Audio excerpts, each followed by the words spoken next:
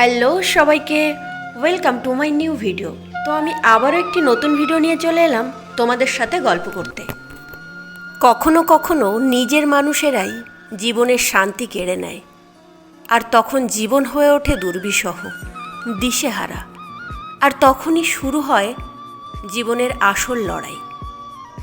আজ আমি বলবো আমার দুজন খুব কাছের মানুষের জীবন সংগ্রামের গল্প। গতকাল রাতে বোন ফোন করেছিল, ফোন করে বলল কাল এক জায়গায় যাব, তুই কি যেতে পারবি?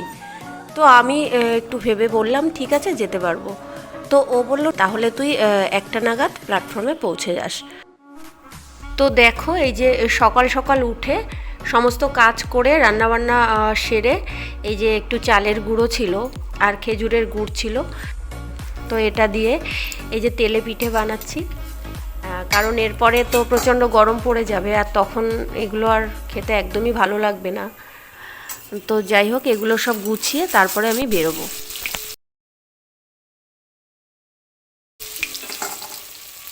কোথায় যাবে না যাবে সেসব কিছুই আমাকে বললো না।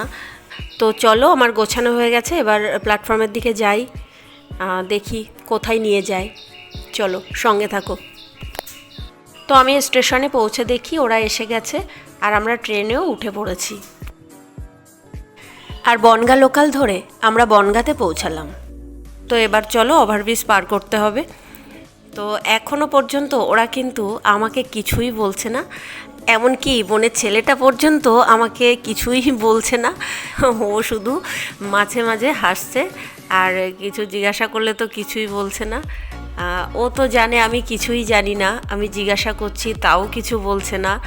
মাঝখানে পড়ে ও খুব মজা নিচ্ছে।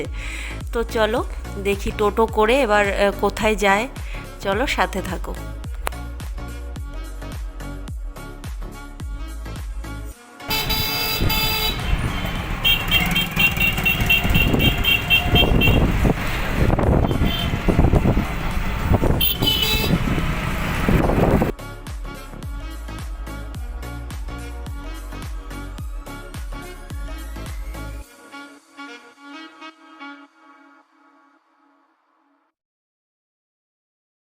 তো এই যে আমরা পৌঁছে গেছি ওদের গন্তব্যে, আর এখানে পৌঁছেই আমি আন্দাজ করে নিয়েছি ওরা কেন কোথায় যাচ্ছে।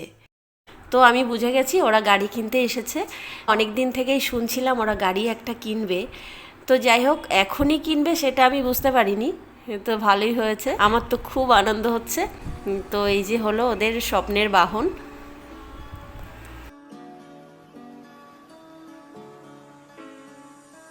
আসলে ওরা আগে থেকেই বেশ কয়েকটা শোরুম ঘুরে গাড়ি দেখেছে অনেক, আর এখানে এসে ওরা গাড়ি পছন্দ করেছে, গাড়ির কালার দেখেছে, দেখে পুরোপুরি অর্ডার দিয়ে গেছিলো। আজকে সেই গাড়ি ডেলিভারি দেওয়ার দিন, আর সেজন্যই আজ আমাকে আসার কথা বলেছিল, আর আমিও চলে এসেছি।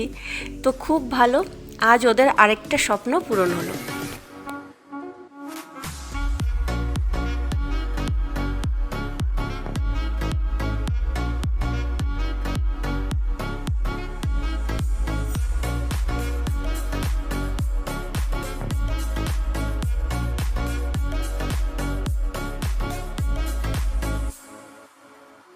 তো শোরুমের ওখানে পৌঁছাতে পৌঁছাতে বেশ বেলা হয়ে গেছিল, সবারই মোটামুটি খিদে পেয়েছে। তো আজ যেহেতু সোমবার, সবারই নিরামিষ, সেজন্য একটা নিরামিষ হোটেল দেখে আমরা খেতে ঢুকেছি। আর এই যে দেখো, খাবার দিয়েছে ভাত, ডাল, আলু ভাজা, বেগুন ভাজা, একটা সবজি।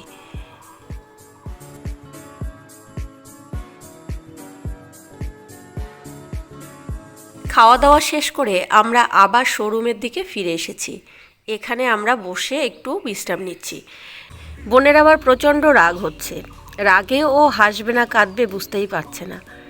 কারণ গাড়ি ডেলিভারি দেওয়ার কথা ছিল 4টেতে, তো সেখানে গাড়ির নাম্বারিং প্লেট, সিসিটিভি, এসি, আরও কিছু কিছু পার্টস লাগাতে বাকি ছিল। তো সেগুলো নিয়েই ঢুকলো এই যে 4টের পরে। তো এগুলো এখন সেট করবে, তারপরে আমরা গাড়ি নিয়ে বেরোতে পারবো। তো চলো দেখতে থাকো কখন শেষ হয়। তো শুরুতেই বলেছিলাম আমি তোমাদেরকে বলবো আমার দুজন কাছের মানুষের জীবনের লড়াইয়ের গল্প। তো সেই দুজন মানুষ হচ্ছে আমার এই বোন আর বোনের হাজবেন্ড। একসময় পরিবারের ঝামেলায় বাধ্য হয়েছিল বাড়ি থেকে বেরিয়ে আসতে। কিছুই ছিল না, না ছিল নিজের জায়গা, না ছিল কোনো রকম হাতে পয়সা, শুধু ছিল একরাশ দুশ্চিন্তা আর একটা জেদ নিজের লক্ষ্যে পৌঁছানোর। আর এই সময়ের দিনগুলো যে কত কষ্টের আর রাতগুলো যে কিভাবে টেনশানে কাটে সেটা একমাত্র সেই সময়টাকে যারা ফেস করেছে সেই মানুষগুলোই জানে। কিন্তু ওরা থেমে থাকেনি, ধীরে ধীরে এক এক করে সব গড়ে তুলেছে, নিজের জায়গা কিনেছে, বাড়ি বানিয়েছে, আর আজ এই যে নিজের স্বপ্নের 4 চাকা গাড়ি। তো স্বপ্ন সবাই দেখে, কিন্তু স্বপ্নটাকে বাঁচাতে কিন্তু সবাই পারে না। তোমার স্বপ্নের গল্প শুনে অনেকে হাসবে, বলবে তুই পারবি না, তোর দ্বারা এগুলো হবে না। কিন্তু ওদের কথায় থেমে গেলে হবে না। স্বপ্ন পূরণ করার আগে লোকের কথা না, নিজের উপর বিশ্বাস রাখো। নিজের যদি চেষ্টা থাকে তবেই তুমি তোমার লক্ষ্যে পৌঁছাতে পারবে। একটা কথা দেখবে গাড়ির পেছনে বা অনেক জায়গাতে লেখা থাকে, তোমার হিংসা আমার জয়। কথাটা একদমই সত্যি। যখন ওদের খারাপ পরিস্থিতি চলছিল সেই সময় অনেকের অনেক খারাপ কথা ওদের শুনতে হয়েছে, অনেকের খারাপ ব্যবহার ওরা সহ্য করেছে, কিন্তু শেষমেশ ওরা কিন্তু ঠিক ওদের লক্ষ্যে পৌঁছে গেছে। আর সেই মানুষগুলো সেই জায়গাতেই পড়ে আছে। তাই মানুষকে হিংসা করো না, হুটহাট করে খারাপ কথা বলে দিও না, কারণ সময় মানুষকে কোথায় পৌঁছে দেয় আমরা কেউ কিন্তু জানি না। কিন্তু আপনার করা খারাপ ব্যবহার আর আপনার বলা খারাপ কথা তার মনে কিন্তু থেকেই যায়। তো অনেক কথা হলো, আমাদের গাড়িও রেডি হয়ে গেছে আর গাড়িতে পুজো দেওয়া হয়ে গেছে। তো শোরুমের ম্যানেজার একটা ভালো কথা বলেছিল যে আমাদের ঘরের মেয়েকে বরণ করে তারপরে আমরা বিদায় জানাই। সেজন্য শোরুমের মধ্যেই ওরা পুজোর ব্যবস্থা করেছিল। তো পুজো দেওয়া হলো, এবার এই যে কেক কাটা হচ্ছে, কেক দিয়েই সবাইকে মিষ্টিমুখ করা হচ্ছে। খুব সুন্দর।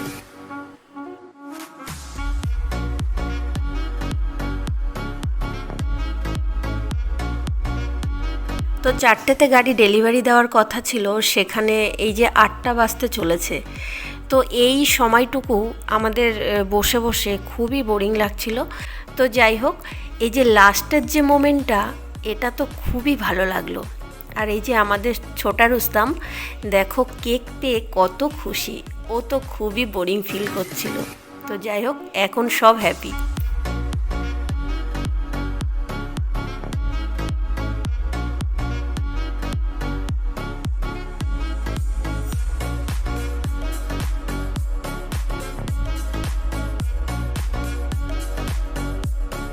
তো এবার আমাদের গাড়ি নিয়ে বাড়ি ফেরার পালা।